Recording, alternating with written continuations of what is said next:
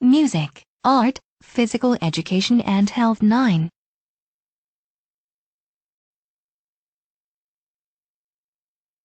Magandang morning, mga estudyante, ng ESTI, PCIC, at ESE. We will now proceed with our lesson for today.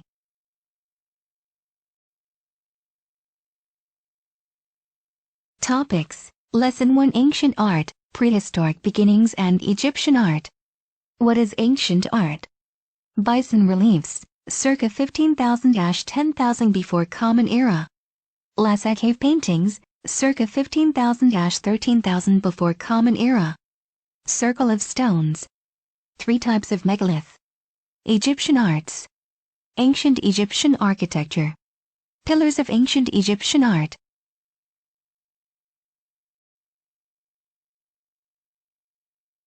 Ancient art refers to the many types of art produced by the advanced cultures of ancient societies with some form of writing, such as those of ancient China, India, Mesopotamia, Persia, Palestine, Egypt, Greece, and Rome. Many scientists believe that the human culture developed during the Stone Age, an enormous span of time that began about 2.5 or 3.4 million years ago. At some points during those time, early humans began to carve their tools out of bones and stones, and paint images inside the caves. These images were often animals. The people during those years were nomadic. They lived by hunting animals as their source of food, clothes, and materials for their weapons and tools. Bison relief circa 15,000–10,000 before Common Era. A cave at Le Tuc d'Audubert, Ariège, France. These reliefs are made of clay. Each bison is approximately 2 feet long. This Stone Age artist was never known. Why might the artist have chosen to carve a sculpture of a bison? Prehistoric era includes all human existence before the development of literacy or formal reading and writing. Their art is of interest not only to the art of historians but also to the archaeologists and anthropologists. The existence of prehistoric artworks is one of the clues, along with fossils, pollens, and other findings, to better understand the human life culture in the early world. Bison is a buffalo, a bovine mammal from western North America which has large forequarters, a shaggy mane, and a massive head with short curved horns. Stone Age was a wide prehistoric period during which stone was widely used to make tools with an edge, a point, or a percussion surface. It ended between 8700 BC and 2000 BC. Dating conventions and abbreviations: BC, before the Common Era; CE, Common Era ca, circa; C, century.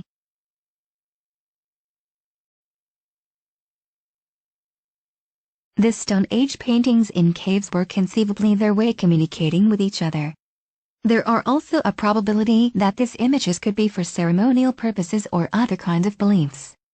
The Lasko Cave paintings circa 15,000–13,000 before Common Era. Lasko, Dordogne, France. Look closely at the Stone Age paintings below. What do you think is the subject of these 15,000-year-old paintings?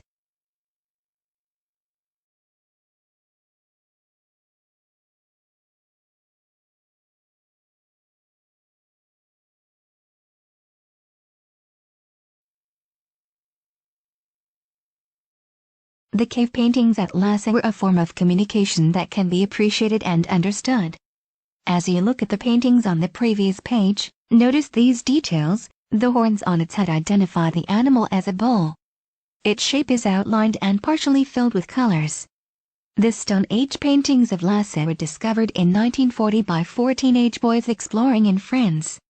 The cave contains several halls whose walls and ceilings are covered with different images.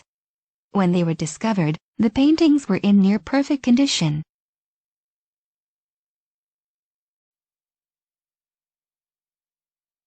Let's watch the discovery of Lasko Cave.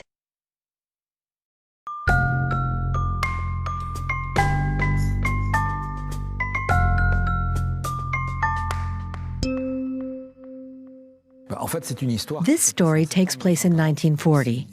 To give it more context, it was right at the start of the war. Sunday, the 8th of September 1940, starts with a boy called Marcel Rabidat, nicknamed the Convict, who with his friends discovered the entrance to the Lasko Caves. On this day, he had gone after his dog, who had chased a fox or a rabbit, when he kicked a stone with his foot, and it tumbled down into this little hole and made an echo that brought everyone running. And so the little group gathered around the hole and immediately thought back to the legend that had been told for generations, a story of an underground passage that was said to exist between the Montignac Castle and a manor house, just at the foot of the hill, known as the Lasko Manor. Anyway, they were not able to explore it that day because they didn't have a torch. They left saying, "We'll see later, but we need to go back and explore this famous underground passage." 4 days later, Marcel Rabidat fashioned himself a torch and a knife, but none of his friends wanted to come along. On the way, he met 3 other boys from the village, Jacques Marçal, Georges Agnel, and Simon Quincas. So he convinced them to come with him. And so it was these 4 who simply unblocked the entrance. It took them a good hour to do it, because they couldn't get through at all. By clearing the entrance, it was Rabidat who succeeded in making his way in head first. And all 4 began exploring the first hall little by little. So the first painting that they saw was the red cow with the black head that is to the left at the entrance of the axial gallery. Then they began making discovery after discovery on the walls.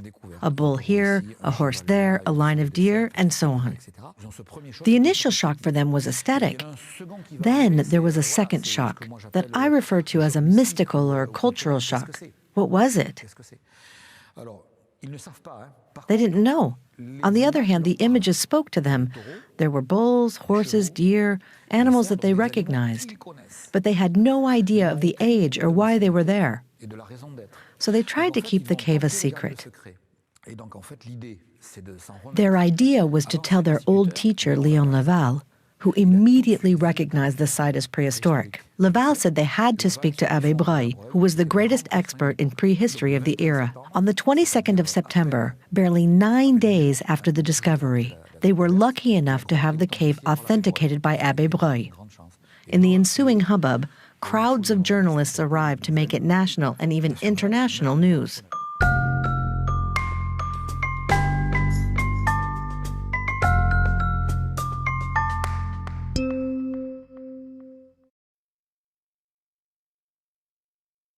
Circle of stones, prehistoric architectures. Early Stone Age people developed a form of architecture based on big rocks, megaliths. Mega came from the Greek word that means big, and lithos as rock. It was believed that during the prehistoric age, stones and rocks are associated with divinity. There are 3 types of megalith. 1. Menhir is a stone usually standing vertically on the middle of a field. It is commonly arranged in rows. 2. Dolmen is a stone structure in form of a table.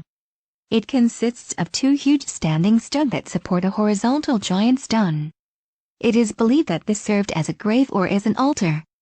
3. Cromlech is a circle of standing stones. The Brittonic rooted word crom means bend, or curved, while ilech means slab, or flat stones.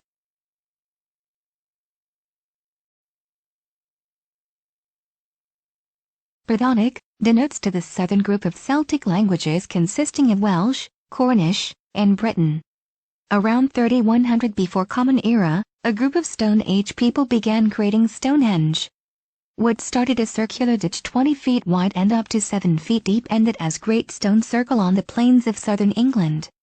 The massive stone circle, which was made of 4-ton stone pillars topped with carved stone lintels or crosspieces, were added 11 years later.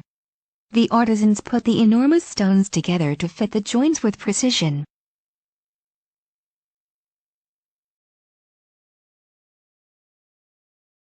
Stonehenge is an assemblage of giant stones in southern England. It comes from henge, the Anglo-Saxon word for hanging, which refers to the horizontal stones in the monument.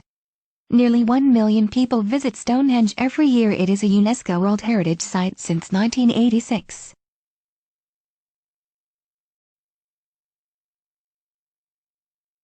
Many questions might arise in one's mind as one looks at the image of Stonehenge, like, how were the stones transported? How were they stood on end? How were the lintels put in place?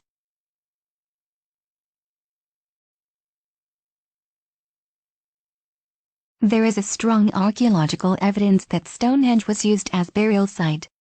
However, most scholars believe that it may serve other functions as well.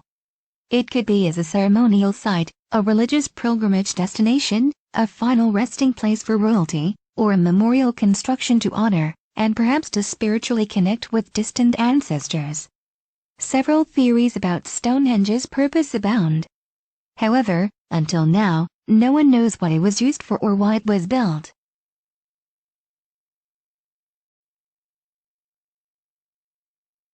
Let's watch full version video of Stonehenge: A Decade of Discovery.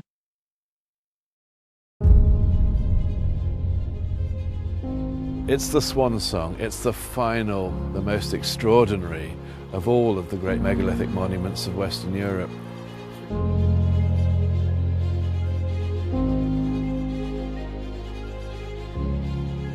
We've had 3 grants from the HRC. The first one was to look at the Beaker people.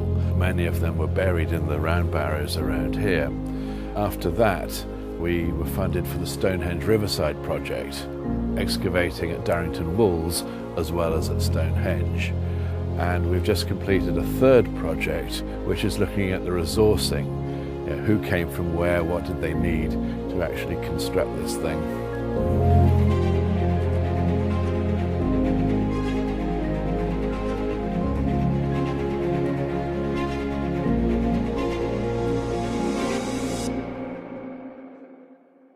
Stonehenge has its first stage 5,000 years ago. It was built in the decades shortly after 3000 BC, and in that initial stage it appears to have been a much larger monument but with smaller stones. 500 years later, around 2500, that's when it took the form that it has today. So that's about 4,500 years ago. There are plenty of stone circles in Britain, but what makes Stonehenge so unusual is that they have shaped the stones. Our laser scanning has shown the extent to which they were pecking the surfaces of these stones with hammers, with stone hammers, and also, of course, putting stones on top of each other as lintels. There are mortise and tenon joints. There's this sense that they're copying carpentry.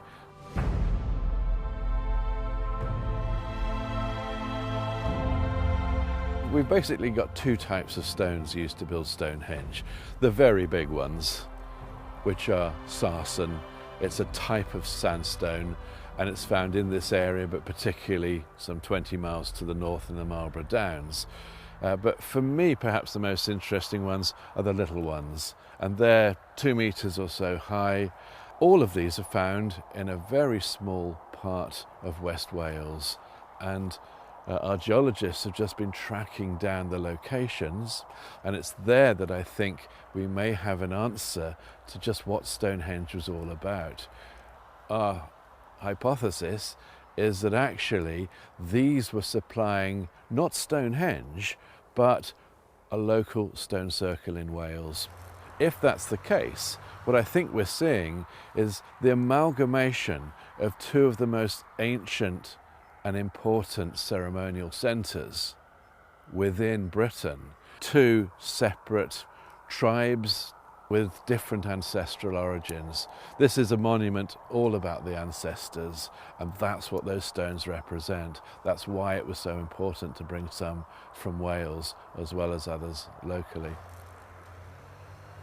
What we've learnt from our excavations, both here and at Darrington Wolls, is that Darrington Wolls seems to have been a complementary complex to go with Stonehenge. Whereas Stonehenge was built in stone and was specifically for the dead, Darrington Wolls was a place where people were living, and we've excavated the houses in what must have been a very large settlement of thousands of people.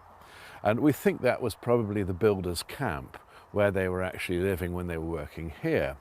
But it wasn't simply a campsite. It had its own ritual and religious focus, in that there are a series of timber circles at that particular complex, the most well-known being Woodhenge, one of the sites that we investigated as well as part of the grant.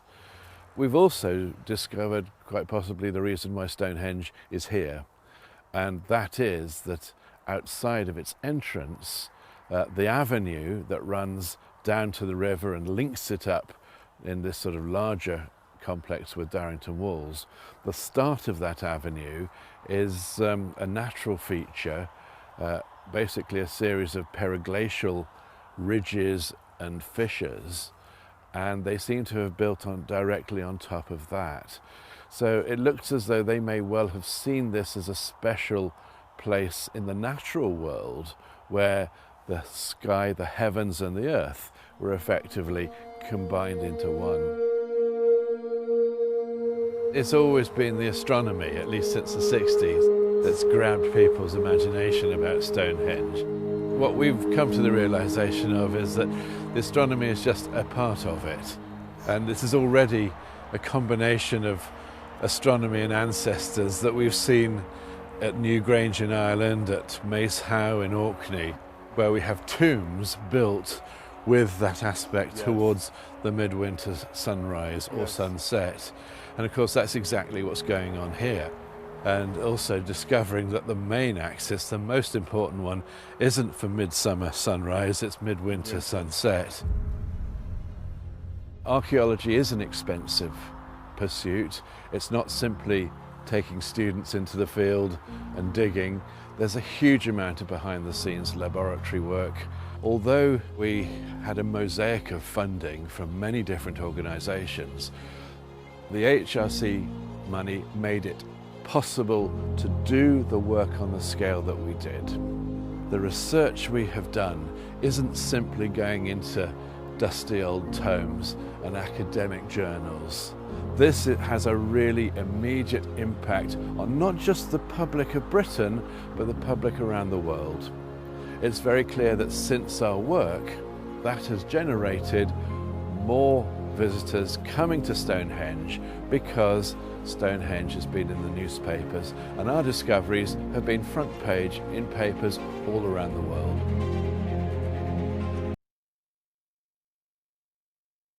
Egyptian art, the sculpture above is in a three-dimensional form that can be observed from all sides. This is known as sculpture in the round. It is an example of relief sculpture, an artwork in which a design projects from the background. Study and notice the following details. The tints and shades came from the play of light on the sculpted figures. The carved lines around each figure cast a shadow that helped define it.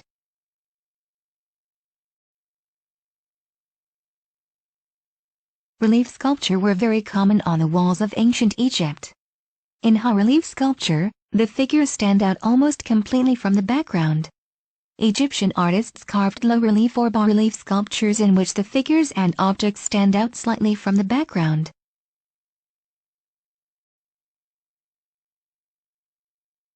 Offerings on the mastaba, or tomb of tea. Mastaba, made of mud brick and stone, is a massive structure of ancient Egyptian tombs.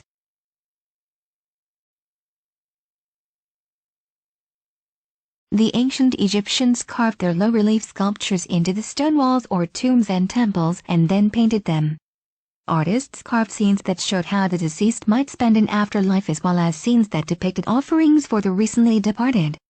Scenes often included symbols, objects that stand for other things as we for ourselves.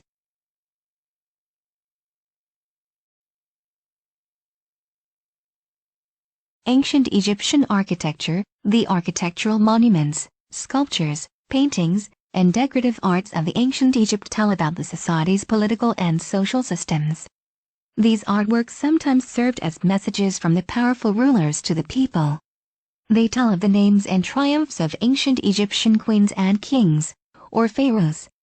The glories of pharaohs and affluent citizens were often inscribed on the walls of their tombs in hieroglyphics. This writing system includes more than 700 symbols.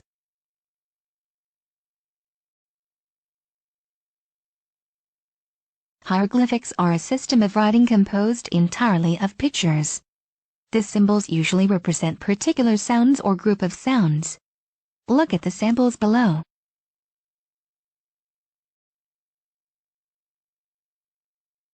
Great Sphinx and Pyramid of Kefar Giza, Egypt. The workers in Giza began building the Sphinx, a portrait sculpture of Egyptian pharaoh Kefar, around 2575 before Common Era.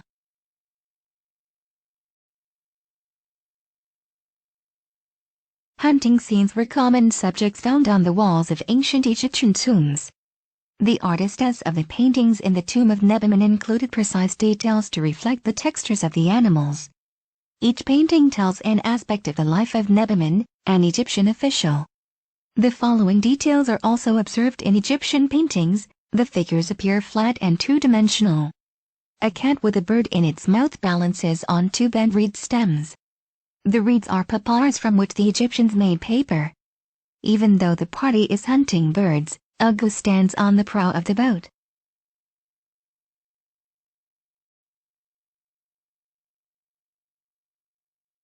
Here the example image of Nebimun with his wife and daughter circa 1350 before Common Era. Tomb of Nebimun at Thebes, British Museum, UK.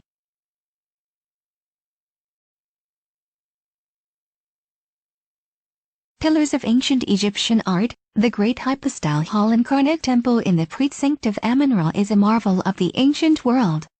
Hypostyle, which means under the pillars, describes the hall's construction.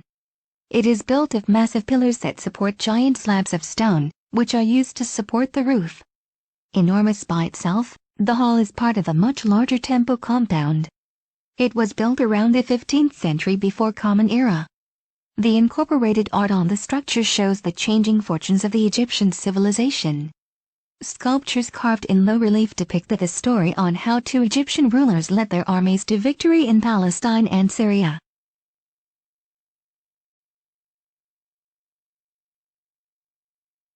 Here the example of grandiose colonnade of the Hypostyle Hall, Karnak, Luxor, Egypt.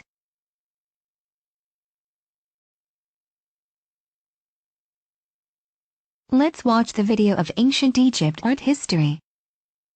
Hard to quantify the incredible influence ancient Egyptians have had on Western art. Their heavy reliance on symbolism was a precursor to the symbolism found in Renaissance paintings and practically all art since then. Their architectural methods of creating bricks and preparing building materials informed the process for creating architectural monuments that still endure today. Egyptian hieroglyphs were one of the world's earliest scripts. While our current alphabet does not necessarily make use of pictures like the Egyptian hieroglyphs did, our society can certainly relate to the desire to communicate with images. And while the cult of celebrity worship is often considered a contemporary phenomenon, one can find surprising similarities in the ancient Egyptians' worship of pharaohs and animal gods. The period of ancient Egyptian art lasted from about 3000 BC to 30 BC, and is generally separated into three kingdoms: the Old Kingdom, the Middle Kingdom, and the New Kingdom. Egyptians created the first ever portraits of individuals. The sizes of different figures was highly symbolic in ancient Egyptian art. Pharaohs, for example, were often the largest figures in any painting, symbolizing their dominance and power. The smallest figures were usually peons, the little people as it were. Egyptians' use of color was also highly suggestive. Men who worked outside were often red, whereas women and indoor workers were painted yellow. Egyptian painting made use of the same mixed perspective found in Stone Age art. This meant that different body parts and objects in the same scene were viewed from different angles to make each feature distinctly recognizable. For example, feet were always drawn in a profile or side view because they would be less recognizable if you looked at them head on. This conveyed more information about subjects than if painters had only used one perspective in their work. In paintings of people, eyes and shoulders were painted in frontal perspective, while faces waists, and limbs were shown in profile view. The style of ancient Egyptian painting is fairly easy to identify, even if you don't know much about art. One thing that makes it so recognizable is its flatness. There is no horizon or vanishing point, and the forms in Egyptian painting are completely flat. Instead of a two-point perspective, parallel lines called registers were used to order the subjects in a piece. Registers separate scenes and provide a sense of depth. For example, when two figures overlap, the one on top is closer and the one underneath is further away. The absence of a register indicates chaos and occurs in battle and hunting scenes. Not all of the art of ancient Egypt was two-dimensional. Sculpture and pottery played important roles in the artistic development of the region as well. Egyptians are known for building in colossal scale. One form of sculpture that ancient Egyptians invented was the obelisk, a tall rectangular monument with a pyramid-like point. Egyptian obelisks were tributes to the sun god Ra and are thought to symbolize petrified sun rays. Ancient Romans loved the obelisk design and created many obelisks of their own. The tallest remaining Egyptian obelisk is the obelisk of Hatshepsut, a female ruler who ruled for almost 20 years during the 15th century BC. The obelisk of Hatshepsut is 97 feet tall, inscribed from top to bottom with hieroglyphs, and like all Egyptian obelisks, was carved from a single piece of stone. Today, monumental obelisks can be found in many capital cities of the world. The United States obelisk is the Washington Monument. Another Egyptian innovation was the stone column, one of the most significant staples of ancient architecture, and which we still often use today. Greek and Roman columns were inspired by these ancient counterparts. Egyptian columns were even topped with floral decorations called capitals, like the Corinthian columns of later times. The terrace temple of Hatshepsut features long rows of columns called colonnades, which would become an architecture staple in the classical period. Perhaps the best known piece of Egyptian sculpture is the Great Sphinx of Giza, that massive human head on a lion's body, the giant face with its missing nose, the body with its long stone lines. Smaller sculptures carried on the themes of colossal tributes, representing gods and figures who also took animal forms. In addition to three-dimensional sculptures, Egyptians carved sunk relief sculptures into flat surfaces.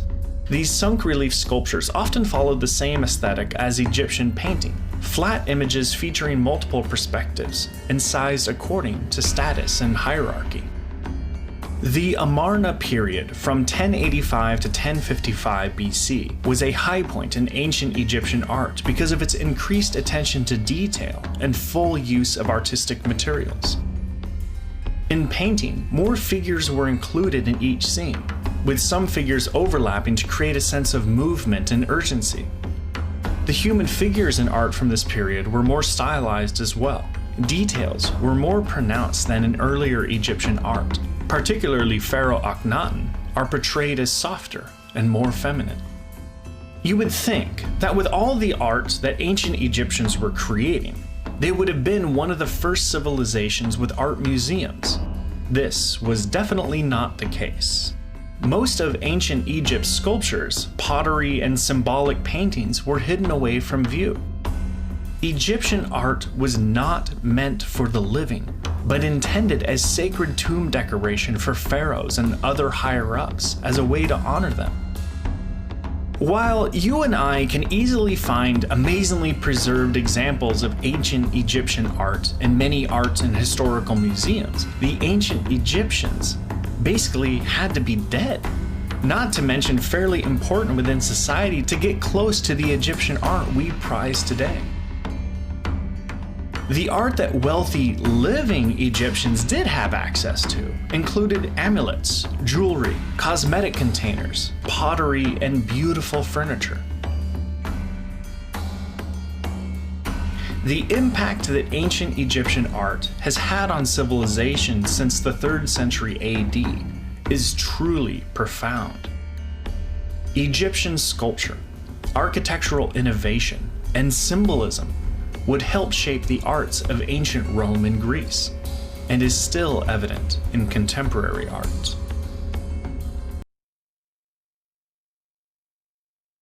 That would be all for our session today. Hanggang sa muli nating pagkikita. God bless you all.